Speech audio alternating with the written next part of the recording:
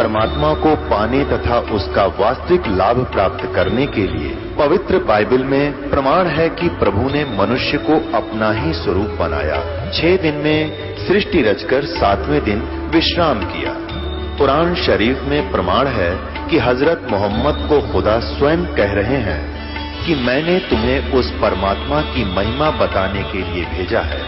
वो परमात्मा कबीर है जिसने 6 दिन में सृष्टि रची तथा 7वें दिन तख्त पर जा विराजा। उसकी खबर किसी बाखबर से पूछ कर तो देखो। कृपया अवश्य सुनिए जगत गुरु तत्वदर्शी संत रामपाल जी महाराज के अमृत वचन। सूर्य को यानी ऐसे सूर्य की तरफ मुँह करके गंगा से जल उठावें और वहीं डाल दें।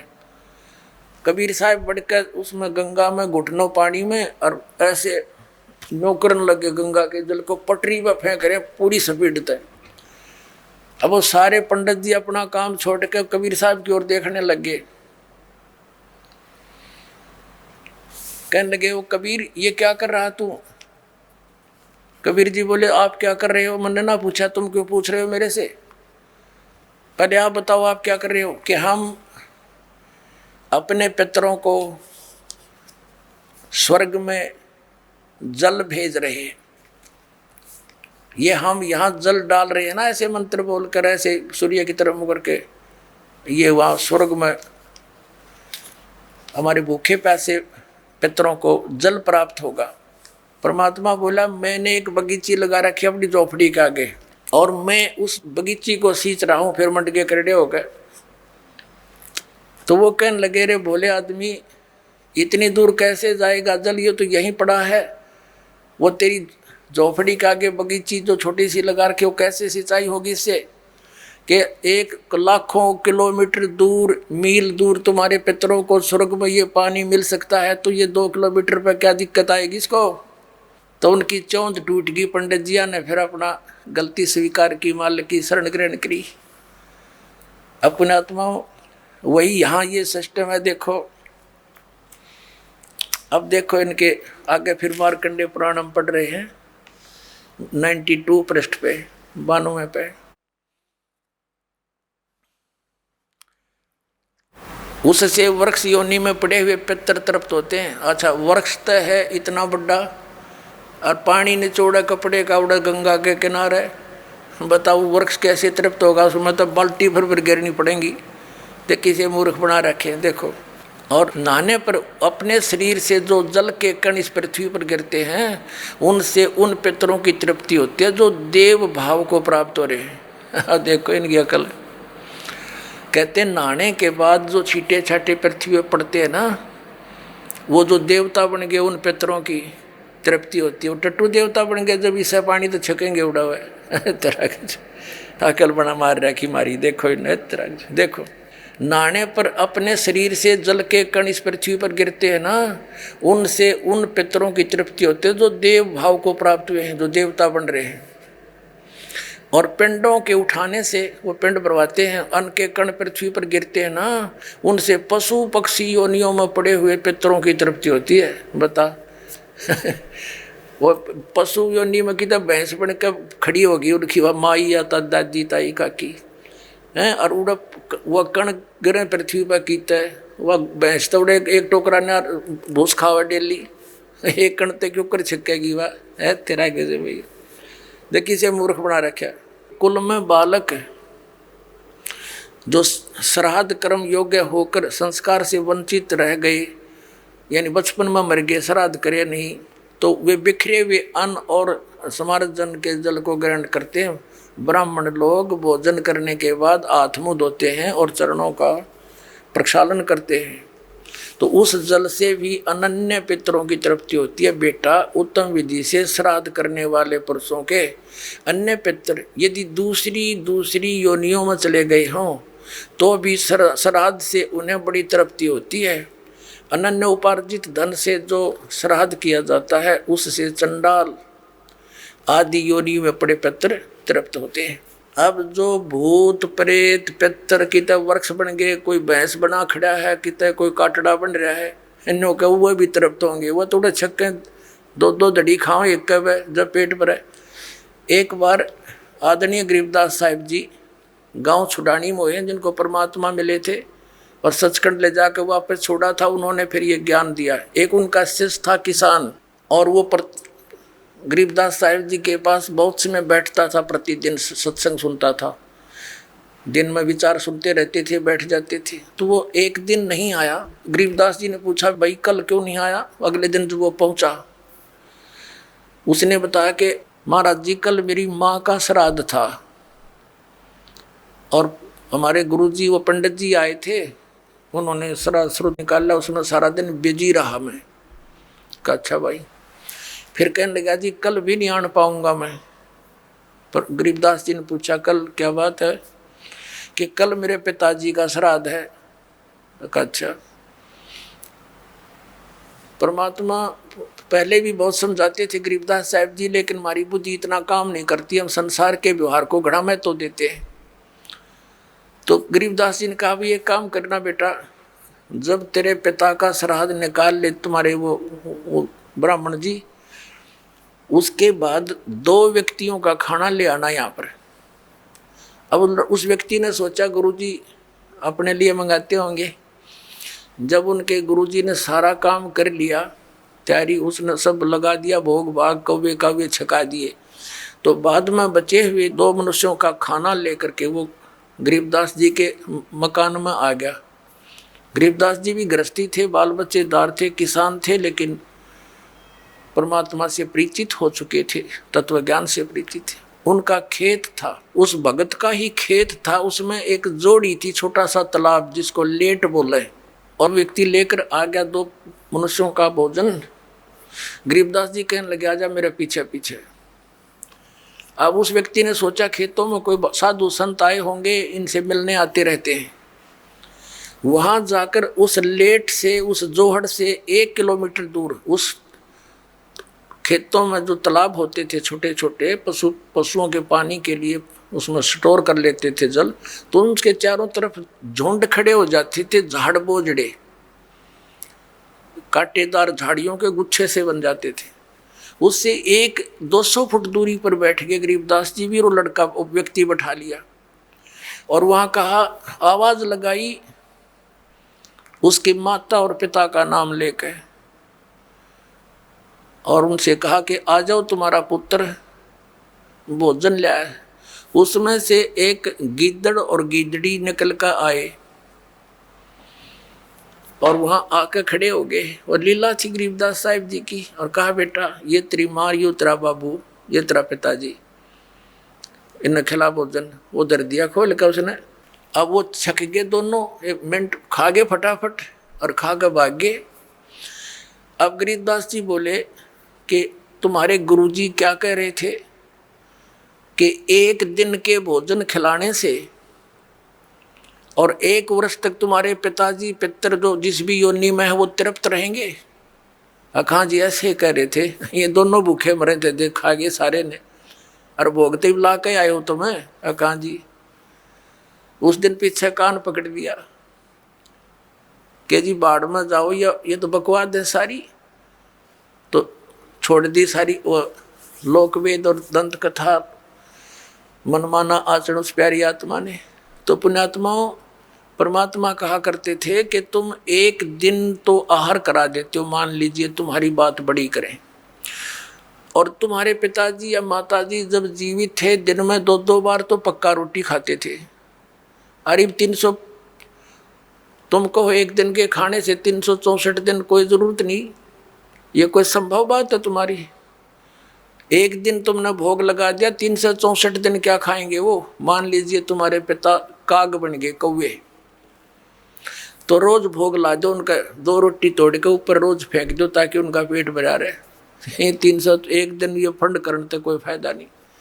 कहने का भाव यह है कि वो तो जो बन चुके। अब पुण्यात्माओं, जब हम सत भक्ति करेंगे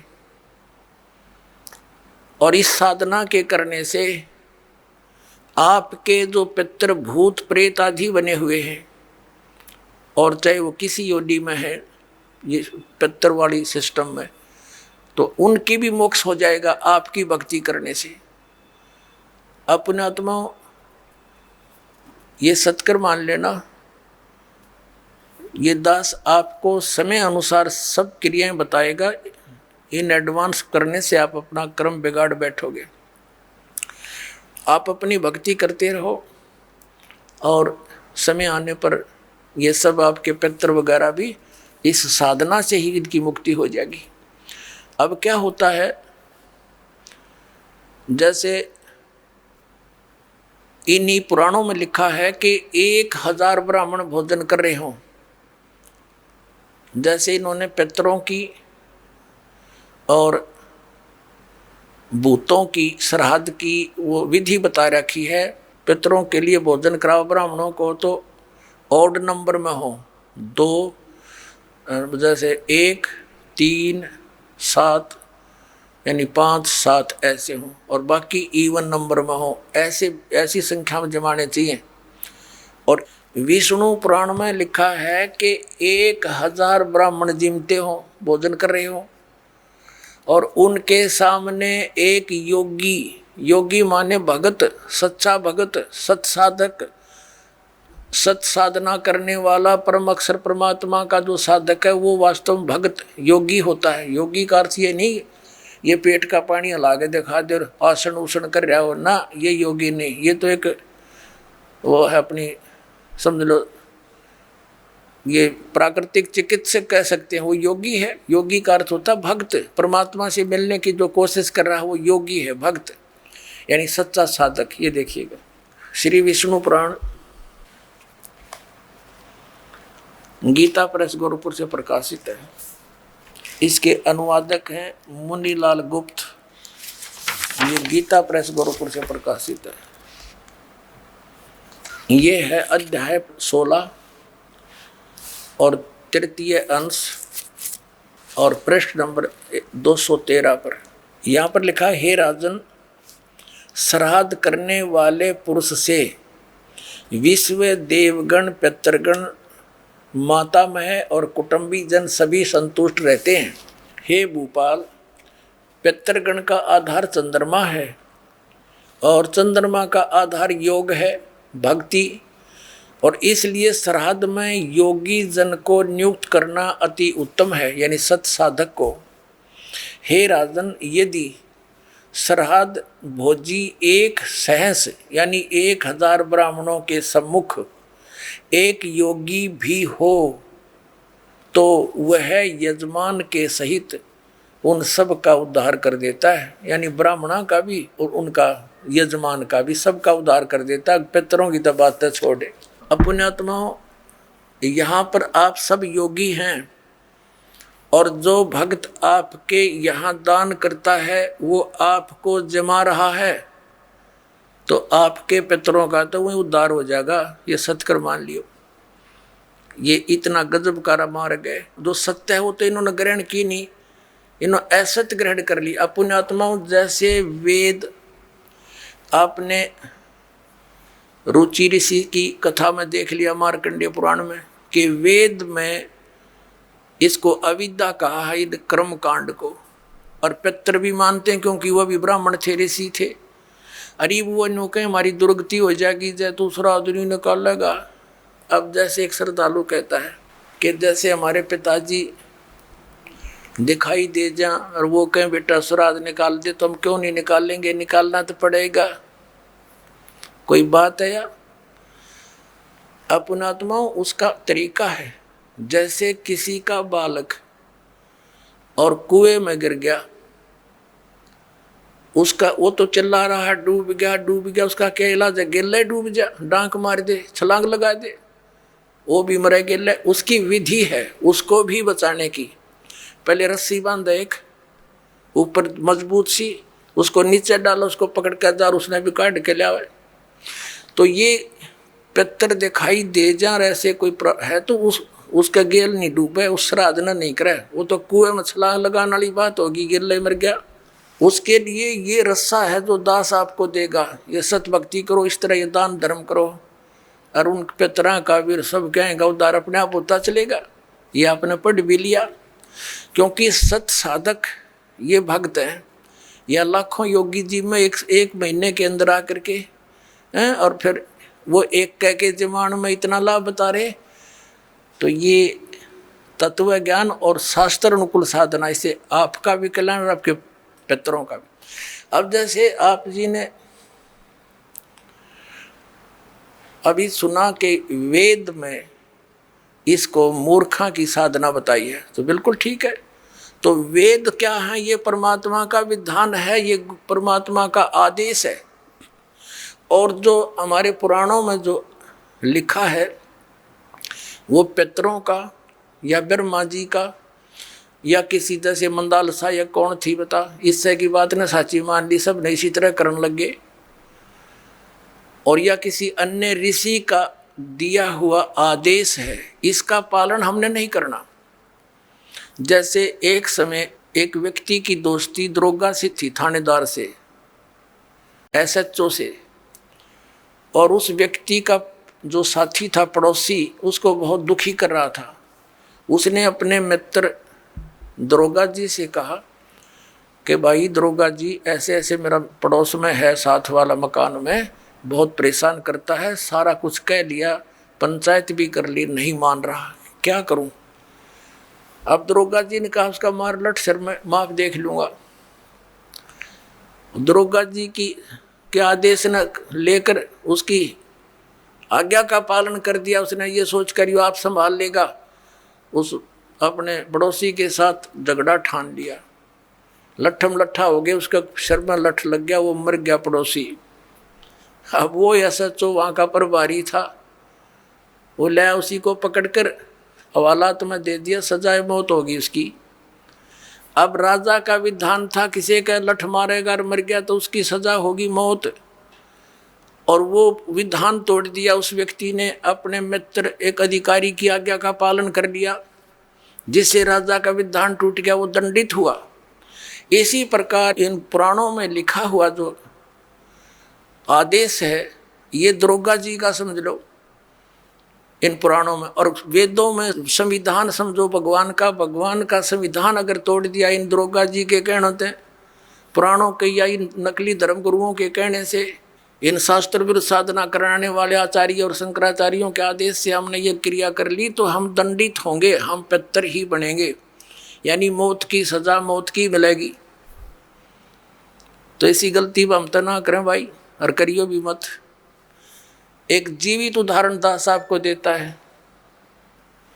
मेरे पूज्य गुरुदेव जी ब्राह्मण वर्ण में जन्मे थे। हरियाणा के अंदर जिला भिवानी चरखी दादरी के पास एक पैंतावास गांव है, बड़ा पैंतावास, वहाँ वो रहते थे, किसान का काम करते थे, वर्ण ब्राह्मण है। पुणात्माओं, ब्राह्मण कोई जाति विशेष नहीं। दास बहुत बार कहता है कि देखो ब्राह्मण बेदक जा कि ब्राह्मणों के विषय में कह रहे हैं, नहीं।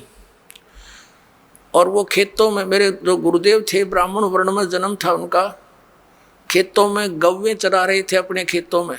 उसके पास पहले जंगल बहुत होते थे, वन बहुत होते थे। एक दिन उनकी भेंट हमारे दादा गुरुजी से होगी, यानी एक संत से। वो उससे प्रेरणा पा करके घर से खिसकने की सोची और गुरुदेव का एड्रेस पूछ लिया। सब ज्ञान से परिचित होकर खेतों में शाम के समय गौएं चरा रहे थे, और भी कुछ साथी पाली गवाले थे। तो उनको ये कह कर के मैं फ्रेश होकर आता हूँ, मैं देर हो जा तो तुम पशुओं ले चलना, मैं आप आ जाऊँगा। वो जंगल में चले गए गहरे। पालियों ने वो अपने गौएं गांव में ले आए। अब वो सामने काफ़ी देर होगी, जब नहीं आए, उनका बचपन का नाम, गांव का नाम हरिद्वारी था, पंडित हरिद्वारी। और फिर उन्होंने अपना नाम बदल लिया था, कोई पहचान ना ले, घर से निकल गए थे वो। तो उन्होंने क्या किया, अपने कपड़े जो पहन रखे थे वो उतार दिए, 2 जोड़ी कपड़े लेकर गए घर से, उस दिन एक अलग से ले गए थे, किसी को दिखाया नहीं। वो जो पहन रखे थे वो कपड़े पाड़ पूड़ के, और कोई किसी हिंसक पशु ने, कोई पशु खा रखा था, कोई मृग वगैरह, किसी शेर ने, वो उन्होंने दिन में देख लिया था। उसके ऊपर घेर के कपड़े और निकल गए, रातों रात हरिद्वार पहुंच गए। अब घर वालों ने इंतजार की, 1-2 घंटा, फिर पूछा उन पालियों से, हरिद्वारी नहीं आया। वो कहने लगे, वो यूँ कह रहा था मैं फ्रेश हो गया हूँ, तुम चलो। उन बच्चों को साथ लेकर गए, बताया कहाँ से प्रवेश हुआ था, किधर गया था। जाकर ऐसी पहले टॉर्च टार्च होती नहीं थी, लालटेन दीपक से ले रखे हाथों में, गए देखा रहे ये तो बच्चा खा रखा है, ओहो ये तो किसी हिंसक पशु ने खा लिया, रे मर गया। अंधे हो गए, रोन लाग गए दूर तय। अंधेरा सा था, वो आड़ जो पशु के हुए और कपड़े इकट्ठे करके रात ने दाग दे दिया, अग मर गया। फिर उसकी 13वीं शुरू हुई। पहले तो आए महीने का लठ गड्ढा करता है, वो आए महीना ब्राह्मण जिम्या करते। अब वो ब्राह्मण न्यारे हैं जो कर्मकांड करने वाले, तो वो सारा काम कर दिया। वर्षी भी बना मनु दी, और फिर हो गए श्राद्ध शुरू है कि यो थारा बे औलादा मर गया, निसंतान मरा हुआ है और इसकी अच्छी सेवा करनी चाहिए, नहीं तो क्योंकि तुम इनका हक खा रहे हो। जमीन थी इनके नाम, और वो बन रहे भक्त संत बन गए, दुनिया का उद्धार करें। एक बार जब मेरे पूज्य गुरुदेव जी 105-6 वर्ष के हो गए, सतलोक जाने की तैयारी हुई। तलवंडी भाई फिरोजपुर जिला पंजाब में उनका आश्रम, एक इसमें खन्ना के अंदर था, एक मोगा के अंदर था, एक नजफगढ़ आश्रम था। तो तलवंडी भाई वो ज़्यादा रहते थे, तो वहाँ से दास को उसमें आदेश दे रखा था नाम देने का। बहुत से शिष्य भी उनकी प्रेजेंस में दास के हो गए थे। 2 बच्चों की सेवा लगा रखी थी, उनकी सेवा में छोड़ रखे थे। तो उनका संदेशा आया कि गुरुजी यहाँ पैंतावास आ चुके हैं। तो दास भी पहुँच गया 3-4 भक्तों को लेकर गाड़ी से। वहाँ देखा वो गुरुजी बैठे, प्रणाम हुआ। फिर उनकी एक भाभी जी थी, वो 92 वर्ष की हो रही थी, 92 ईयर ओल्ड थी। उससे बातचीत हुई। हमने उनसे पूछा कि माता जी, जब हमारे गुरुदेव यहाँ से चले गए तुमने क्या सोचा पीछे थे? वो कहने लगी जी मैंने तो ये सुना था कि इनकी मृत्यु होगी, तेरा एक देवर था और वो ऐसे ऐसे जंगल में किसी पक्षी ने पशु ने खा लिया था, हिंसक ने, और मैं आई जब तक इसके श्राद्ध निकला करते, और 70 श्राद्ध मैंने अपने हाथ निकाल रखे इसके। और जब भी कभी कोई ऊख चूक घर में हो जाए, पशुओं में कोई हानि होती, फसल में हानि होती, हम अपने गुरुजी ब्राह्मण के पास जाते थे, उससे वो पितरा पुत्रा पढ़वाते थे। वो क्या कहा करता कि तुम्हारा अर्धवारी निसंतान मरा हुआ है और वो तुमने सिद्ध है, तुमने हानि करता है, उसके 500 कपड़े बनवाओ, उसके श्राद्ध अच्छी तरह निकलवाओ और उसका फलाना कर दो।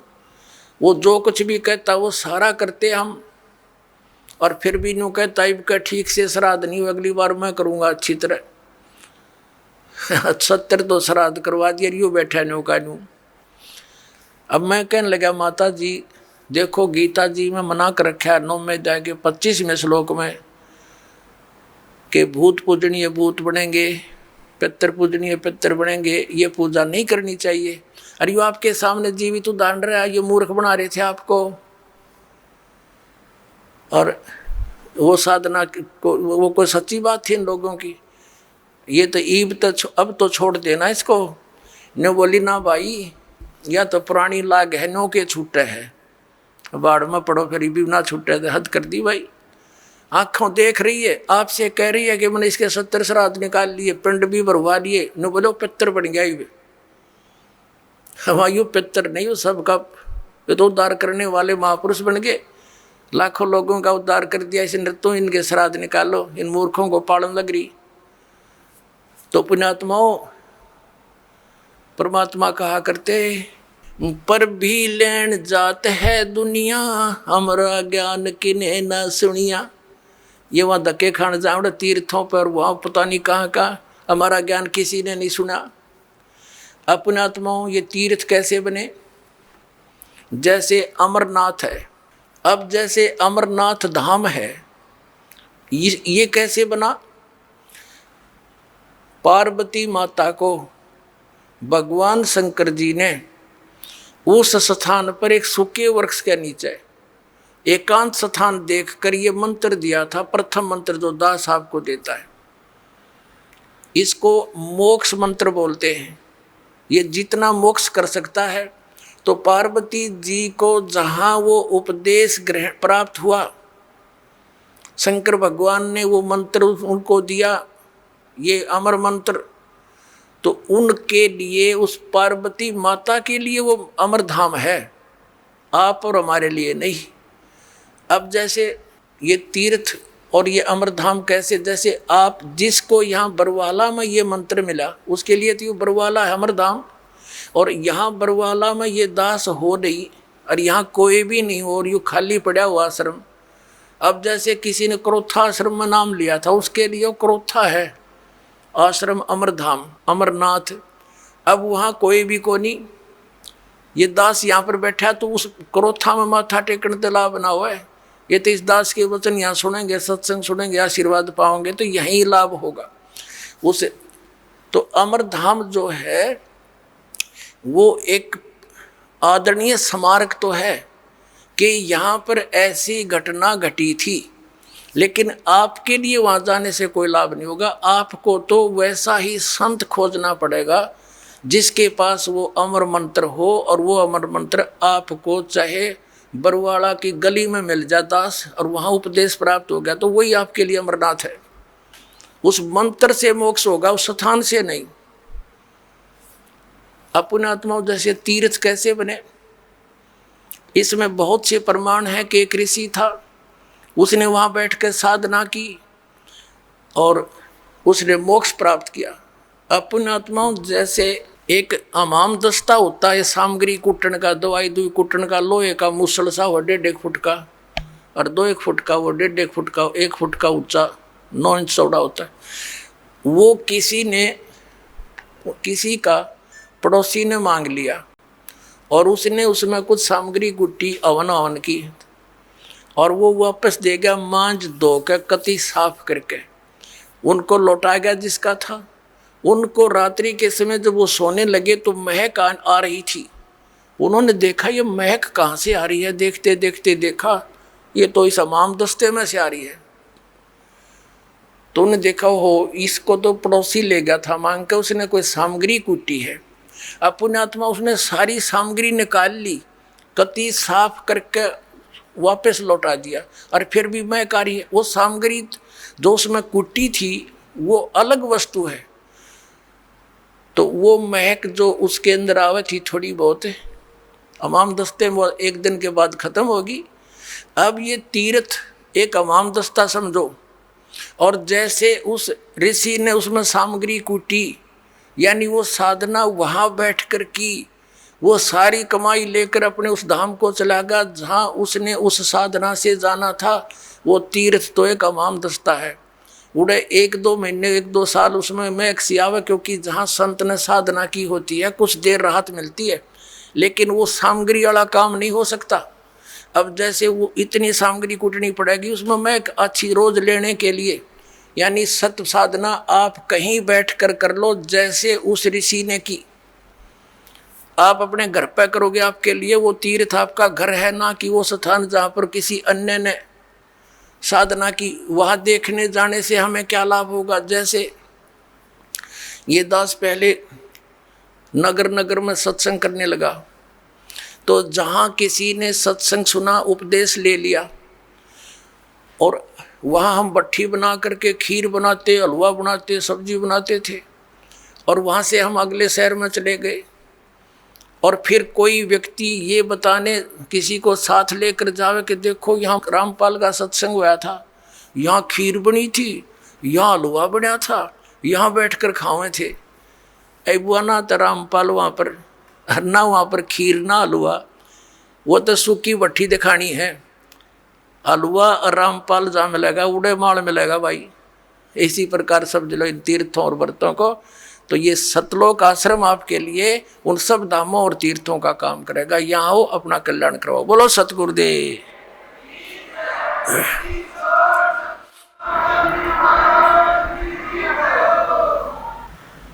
परम पिता परमात्मा पूर्ण ब्रह्म परम अक्षर ब्रह्म कबीर परमेश्वर जी हैं, ये अनंत ब्रह्मांडों के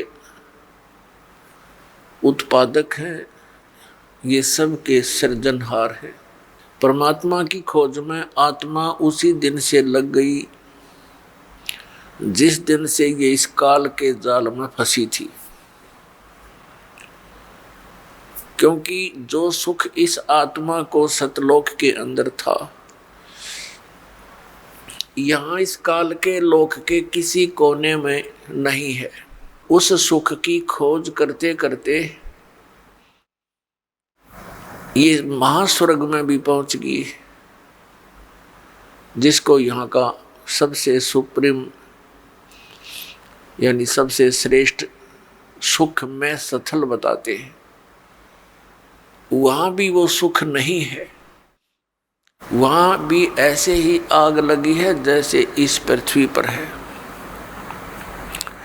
वहां पर भी वही प्राणी है जो यहाँ शुभ कर्म करके अच्छी भक्ति करके इस काल के सतर की, और वहां पहुंच गए। वहां उनको अच्छी पोस्ट मिल गई, देव शरीर प्राप्त हो गया, वहाँ का जो सुंदर शरीर है। और जो यहाँ राग द्वेष, ये काम क्रोध मोह लोभ अहंकार, ये सारे विद्यमान हैं, खचाखच भरे हम ऊपर के लोकों के में रहने वाले प्राणियों में। तो वहाँ भी ये ऐसे ही अपना टाइम पास करके फिर नरक में चले जाते हैं। नरक का समय पूरा करके फिर ये 84 लाख योनियों में भटकते रहते हैं। पुण्यात्माओं, परमात्मा पाने के जो साधन है वो भिन्न भिन्न नहीं है, एक ही मंत्र है, एक ही विधि है, यानी एक जैसे ही वो सब क्रियाएं हैं। और हम परमात्मा पाने के लिए कोशिश करते करते अपने जीव सतर की सोच से और अन्य लोक वेद के आधार से हम महापुरुषों से मिलते हैं, क्योंकि ये विशेषकर हिंदू धर्म के पुण्यात्माओं में एक विशेष आस्था है परमात्मा की, और उनको इतना ज्ञान है सदग्रंथों के आधार से कि गुरु के बिना मोक्ष नहीं होता। ये तो प्रत्येक हिंदू धर्म के पुण्यात्मा के, चाहे कोई भक्ति करता है या ना करता है, तो वो भी ये अवश्य कहता है कि वे गुरु बिन मोक्ष नहीं। तो ऐसी व्यवस्था अन्य किसी भी धर्म में नहीं रही। जैसे सिख धर्म के अंदर गुरु परंपरा थी, लेकिन बाद में वो केवल गुरु ग्रंथ साहिब को ही गुरु मानकर अपना अध्यात्म क्रियाएं करने लगे। लेकिन वक्त गुरु का होना अनिवार्य है। जैसे ये पवित्र गुरु ग्रंथ साहिब, पवित्र श्रीमद् भगवत गीता, पवित्र वेद, पवित्र पुराण, ये तो एक आदरणीय सदग्रंथ है, महापुरुषों की जानकारी है, भगवान के विषय में लिखा है इसमें। ये तो ऐसा समझो कि हमारे औषधि की बुक हो, औषधि की पुस्तक है, और उसके जानकार की आवश्यकता है जो वैद्य हो, और वैद्य वही सफल होता है जो औषधि की पुस्तक में लिखी हुई सब जड़ियों को इकट्ठा करके मिला कर समझ के जड़ी बनाता है। इसलिए वक्त गुरु की आवश्यकता है।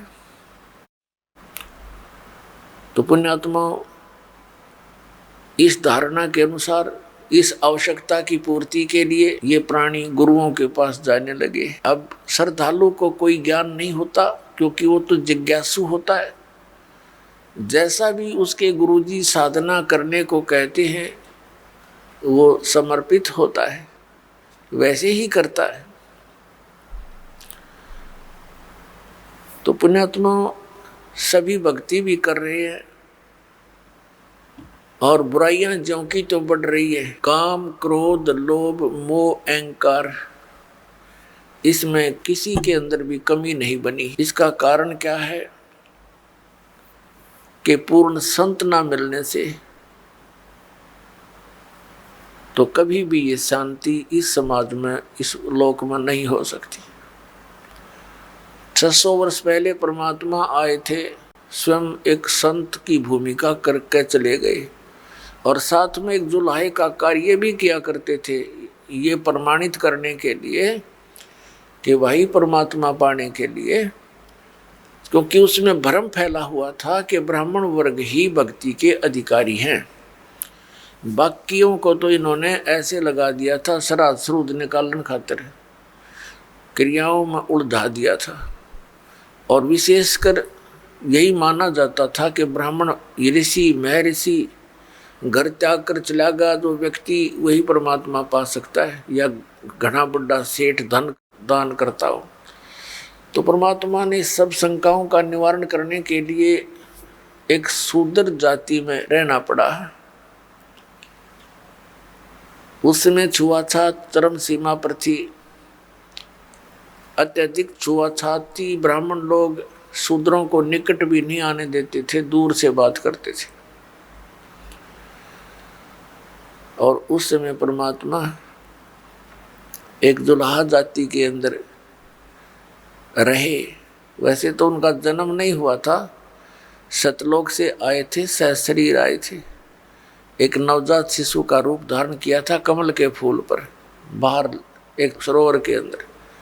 वहां से एक नीरू नीमा नाम के जुलाहा दंपत्ति उठा ले गए थे और वहां परमात्मा की परवरिश लीला होने से और फिर दुल्हाए का कार्य करते हुए जनता को ज्ञान भी देते थे, भक्तों को यथार्थ ज्ञान समझाते थे, सूक्ष्म वेद का प्रचार करते थे। वो यही प्रमाणित करने आए थे, एक उदाहरण देने आए थे कि परमात्मा पाने के लिए जाति और धर्म और कर्म, यानी जैसे कोई ज़्यादा बड़ा सेठ यानी धन अधिक या कम, ये इसके लिए कोई मायने नहीं रखता। गुरु पूरा हो और शिष्य सूरा हो, सूरमा। सूरमा का अर्थ है कि इस भक्ति मार्ग पर जो प्राणी लगता है तो उसकी सब क्रियाएं अन्य संसारिक व्यक्तियों से भिन्न होती है, तो उसमें हमारा समाज बाधा करता है। और जो उन बाधाओं की परवाह ना करते हुए आगे बढ़ता है इस भक्ति मार्ग पर, वो सूरवीर होता है। कौन कौन थे सूरवीर जिनका ज्ञान है सुप्रसिद्ध है?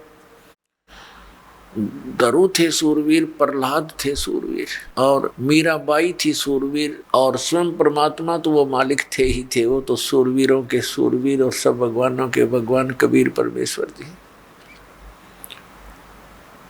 और अब वर्तमान में ये दास देख रहा है कि मेरे इस परमात्मा के ज्ञान से परिचित इस दास के अनुयायी ये सूरवीर, क्योंकि इन्होंने समाज के साथ संघर्ष करके, क्योंकि क्रोथा कांड के दौरान इस दास को इतना बदनाम कर दिया गया था झूठा, और इतना परेशान किया गया परमात्मा के बच्चों को, लेकिन ये सूरवीर थे, ना किसी से लड़े और ना डरे। संत का यही एक नियम होता है, लड़े भी नहीं और डरे भी नहीं, तो परमात्मा साथ देता है। आज हम सफल हुए, पूरा विश्व के अंदर ये ज्ञान जाएगा, परमात्मा का साथ हमारे साथ रहा और रहेगा, क्योंकि ये काम उसी परमात्मा ने शुरू करवाया है। हमारा कोई खानदानी पेशा ना, दादे परदादे माता पिता ने कभी यो काम कराया ना, दास को ये मजदूरी दी तो दास का उसी दिन से ये अटल इरादा बन गया था, सिर जाओ चाहे डट जाओ, परमात्मा के चरणों में ये शीश जावे तो सफल हो।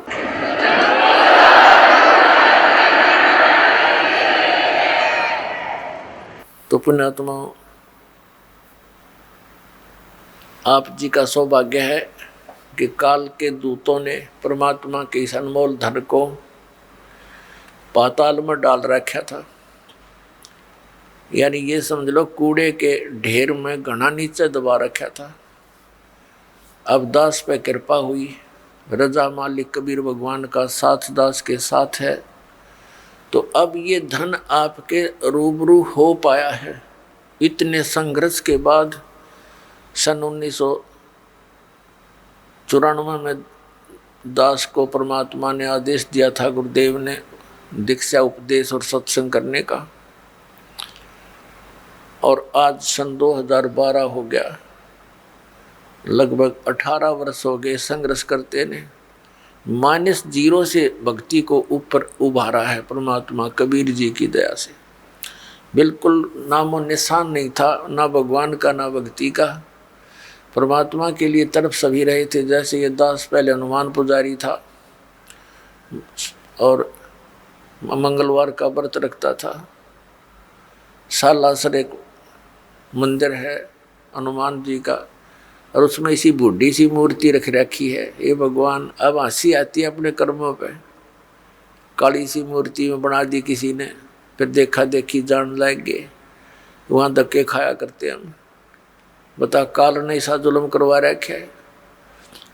तत्व ज्ञान का तो नामो निशान मिटा दिया और कोरी बकवास समाज में बरवा दी झूठे गुरुओं द्वारा। तो पुण्यात्माओं, या मेर हुई भगवान की। कहीं आप देखा करते 4 ईंटें लगा रखी हैं, उस पर कुत्ते मुत्ते वहीं बैठे, वहाँ हम माथा टेकने जाएं और तेरा गजब भैया। वहाँ से सारा दिन रो कर मर जा, कोई नो कहने वाला नहीं, क्यों रो रहा है पत्थर के आगे। तो इसलिए वक्त गुरु की आवश्यकता होती है, और उसके ज्ञान के आधार से भक्ति साधना करने से कल्याण हो जाता है। अब ये कितनी बुराई बढ़ गई शराब मांस तम्बाकू की, और इसको विकास मानते हैं हम कि बड़ी बड़ी कोठी हो, कार हो और घूटी सूटी लावें, और फिर विवाह के अंदर एक अलग से ड्रामा रच दे। पुण्यात्माओं, ये भक्ति मार्ग में नहीं चलेगा। ठीक है, संसार भक्ति नहीं करता, वो कुछ करो, वो तो इस विद्यालय के विद्यार्थी ही नहीं है, ये विद्यार्थियों के लिए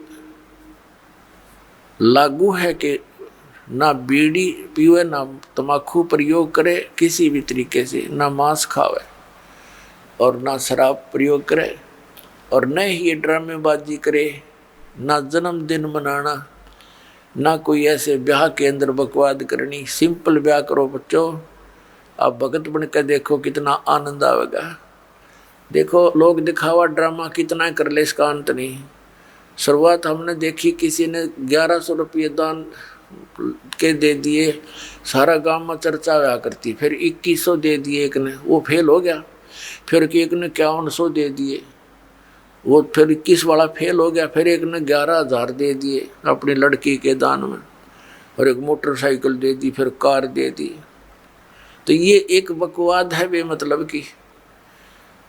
बच्चे को परमात्मा से जोड़ दिया जाए, परमात्मा का नाम लेकर, और ये राम नाम का दहेज बेटी ने दे दे, ये सदा साथ देगा।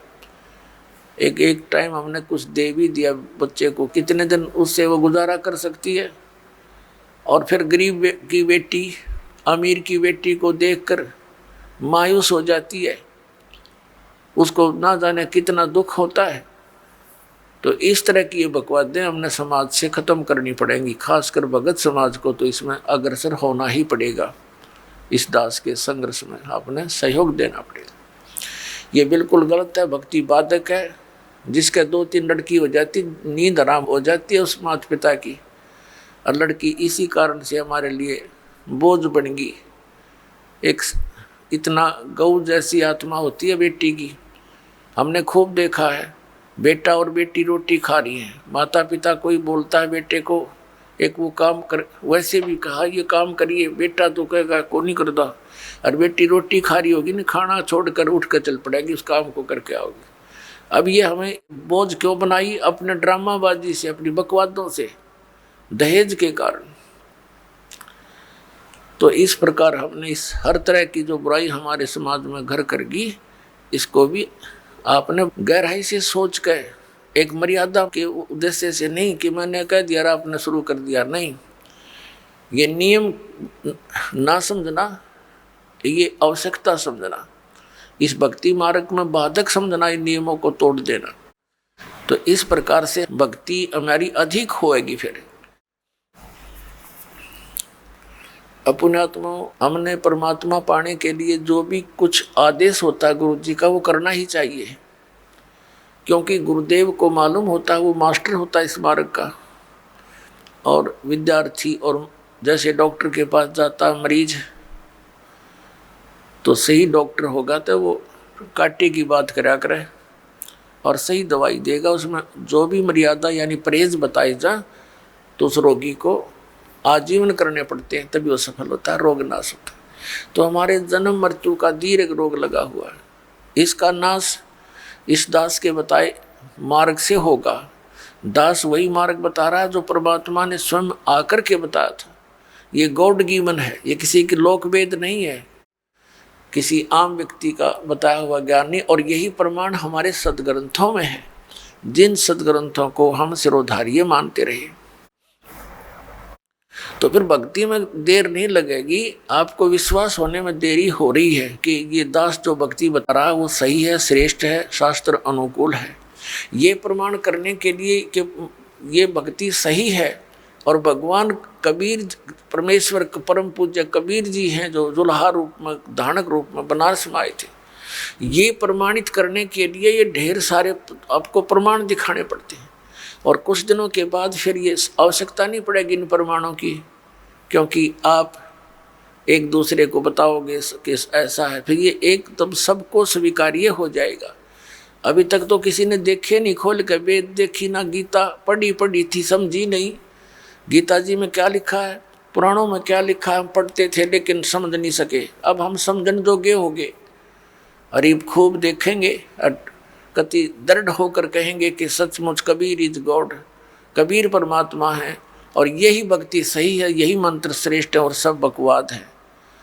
तो फिर आपसे सुनकर अन्य व्यक्ति भी इस बात पर विचार करेंगे, और कोई प्रमाणित कराना चाहेगा तो सदग्रंथ हमारे पास है, आप खुद भी उनका विश्वास दृढ़ करोगे। पूरे विश्व में एक ही भगवान रहेगा, एक ही ज्ञान रहेगा, और भक्ति विधि उस भगवान की एक है ही, वो अलग हो ही नहीं सकती। जैसे आम के पौधे को बीजने के लिए आम का ही बीज प्रयोग करना पड़ेगा, दूसरा बीज आम का हो ही नहीं सकता।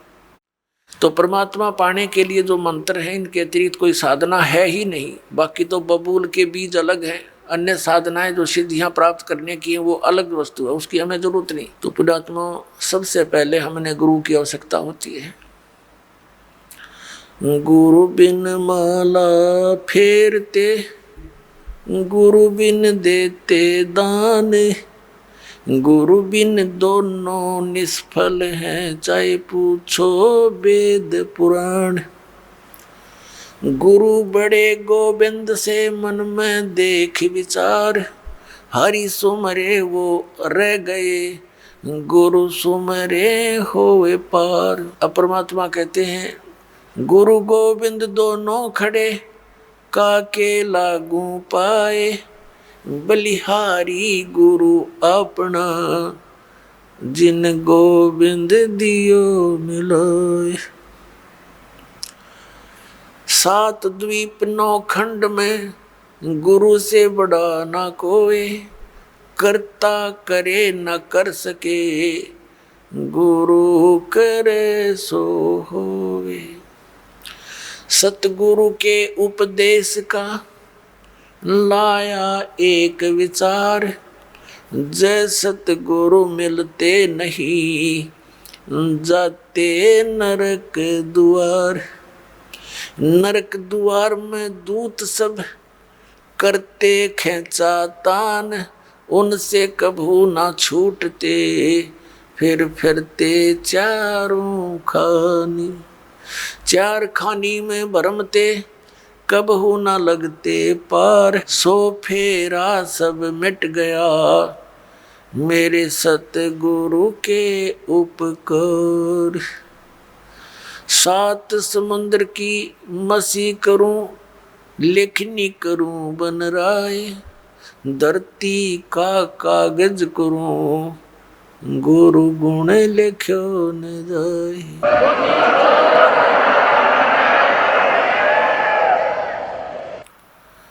गुरु गोविंद कर जानियो, रहियो शब्द समाए, मिले जब दंडवत बंदगी, नहीं पल पल ध्यान लगावे। गुरु मानुष कर जानते ते नर कहिए अंध, ओवे दुखी संसार में आग काल के फंदे। गुरु को मानुष जो गिने और करे चरणामृत को पान, ते नर नरक में जाएंगे, युग युग होवे समान। पुण्यात्माओं, परमात्मा ने गुरु जी के ऊपर गुरु की महिमा का, गुरु के महत्व को कितनी गहरे शब्दों में समझाने की चेष्टा की है। अपनात्माओं, परमात्मा कहते हैं कबीर हरि जय रूठ जा, गुरु की शरण में जावे। कहें कबीर गुरु रूठ गए, तो हर ना करे सहाय। अब क्या बताते हैं कि सतगुरु के उपदेश का लाया एक विचार, जय सतगुरु मिलते नहीं हम जाते नरक द्वार। पुण्यात्माओं, आपने महावीर जैन जी का इतिहास बहुत बार देखा है, दास ने दिखाया है। वो पुण्यात्मा भक्ति के लिए घर भी त्याग दिया, अपने दादाजी से उपदेश लिया, ऋषभदेव जी से, वो मारीची जी ने, और वही आत्मा आगे चल के महावीर जैन हुआ। महावीर जैन के रूप में जन्मने से पहले उस आत्मा ने 80 लाख बार तो देव पद प्राप्त किया, देवता बना, और बाकी 60 करोड़ बार गधे की योनि, 30 करोड़ बार कुत्ता, 20 करोड़ बार बिल्ली, पता नहीं कितनी बार हाथी, नपुंसक, शिकारी रहा। तो जब तक सतगुरु नहीं मिलते, ये प्राणी साधना करता करता भी दुखी रहता है। तो इसलिए परमात्मा बताते हैं सतगुरु के उपदेश का। पृथ्वी पर सतगुरु एक ही होता है, एक समय में, अनेक नहीं होते। जैसे परमात्मा स्वयं आए थे कबीर जी, वो अकेले ही परमात्मा भी थे और सतगुरु भी थे। वो तो सर्वे सवा थे, और उस समय 64 लाख शिष्य थे मालिक के। पुण्यात्माओं, विचार करने की बातें हैं, क्योंकि हम लाल की महिमा से परिचित नहीं थे। लाल को सुनते अवश्य थे कि वो बहुमूल्य होता है, लेकिन पहचान नहीं थी। हम भगवान को सर्व सुखदायी, सब संकटों से निवारण करने वाला मानते हैं, इसलिए ही उसकी खोज में हम जगह जगह भटक रहे थे। लेकिन हमने उस लाल की हमें पहचान नहीं हुई। उन स्वार्थी लोगों ने कौड़ी को हमें लाल बताकर हमारे को दे दिया। हम उन कौड़ियों को लाल समझकर गठड़ी बांधे फिरे थे। अब दास को पता चला, परख हुई, लाल और लालड़ी को परख करने की बुद्धि दी भगवान ने, और वही दास ने आपके साथ कर दी। आपको भी लाल परखने योग्य ज्ञान दे दिया। तो पहले हम साधना ठीक ना करके कितने कष्ट उठाए, उस परमात्मा ने आकर ही हमें ये ज्ञान दिया, अपनी पहचान आप ही बताई। तो क्या बताते हैं कि भक्ति करते करते भी उस महापुरुष की कितनी दुर्गति हुई, क्योंकि उनको सतगुरु नहीं मिला। 600 वर्ष पहले परमात्मा स्वयं आए थे, 64 लाख शिष्य हुए उनके। और अकेले सतगुरु थे, अकेले नाम देते थे। और पुण्यात्मा उस समय ना कोई मीडिया था, ना कोई पुस्तक का लेखन करके कहीं भेजा जा सकता था। आदरणीय धर्मदास साहिब जी ने कबीर साहब की वाणी लिपिबद्ध करके रख ली थी, लेकिन उसको बार बार इतनी को हाथ से लिखने में तो 10 साल फिर लग जाए उसको। तो ऐसे जैसे आजकल परमात्मा ने दया बख्शी है, अक्षर ज्ञान दिया, पेपर दे दिया, इस पर परमात्मा की महिमा लिखकर हमने आपको भेज दी पुस्तकें बना बना कर। फिर ये इलेक्ट्रॉनिक सिस्टम परमात्मा ने दिया, सीडी का ये बना के दे दी, चिप चल पड़ी परमात्मा की दी हुई है। ये गॉड गिवन इंस्ट्रूमेंट है, ये मनुष्य के सत्र के बनाए हुए नहीं है, ये भूल जाना आप। ये मनुष्य 4 युगों में यही था, एक रेडू के अंदर और 6 खच्चर जोड़ कर रथ बना के घसीटे आंडा करते, अरीवीसी कार बना ली, हवाई जहाज बना दी और ये इंटरनेट बनवा दिए। ये परमात्मा के दिए हुए हैं और इस काल ने इनका दुरुपयोग शुरू करवा दिया। इसमें फिल्म देखें, नाचे कूदे, समाज दूना बिगड़ गया, लेकिन अब शुद्ध रहेगा। यहाँ पर कोई भी पदार्थ है उसके गुण अवगुण दोनों चले, लेकिन हम अवगुणों को त्याग कर गुणों को ग्रहण करेंगे, हमें ज्ञान हो जाएगा। तो कहने का भाव यह कि 64 लाख शेष होना उस समय एक धानक के जुल्हे के, ये कोई बड़कों का खेल नहीं है जिसको हम एक शूद्र कहते थे। एक कवि कह के सीमित कर दिया था, क्लोज कर दी थी उनकी फाइल को। अब वह फाइल फिर खुली उस भगवान की। वो परमात्मा है, हमारे पिता हैं।